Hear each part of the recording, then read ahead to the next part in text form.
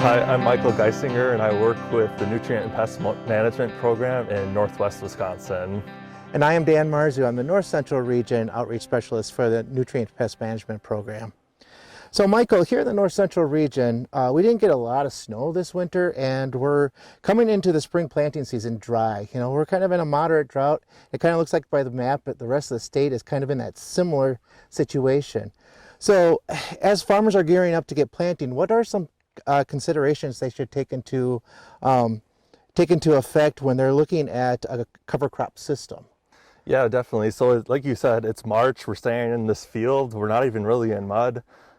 We have a lot of farmers that are growing cover crops like this cereal rye cover crop right here, which is greening up well and growing quickly this spring because of the warm conditions this winter and the early warm up this spring. So we're going to want to consider a little bit, if conditions continue to be dry, how we're going to manage this cover crop effectively. And so this might be the year to consider if things remain dry like it's been, which is kind of looking like that will be the case on the outlook.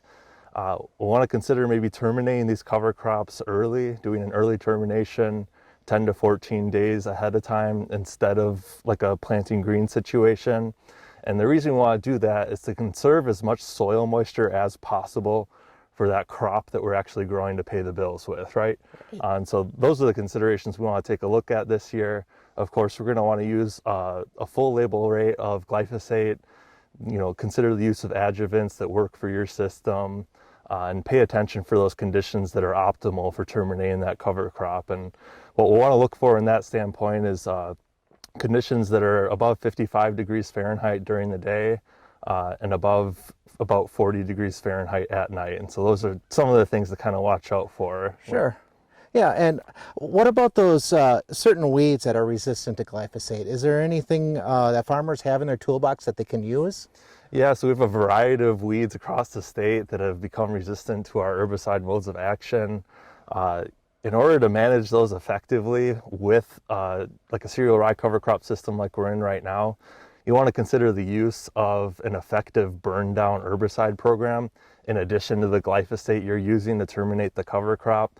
So we know that cereal rye can help minimize the amount of herbicide resistant weeds that are germinating, but it doesn't necessarily eliminate it completely.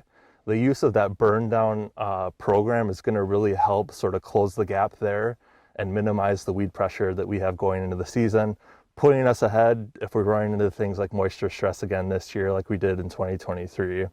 Okay, well, thank you, Michael.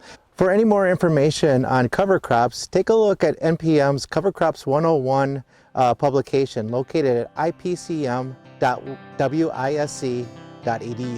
Thank you.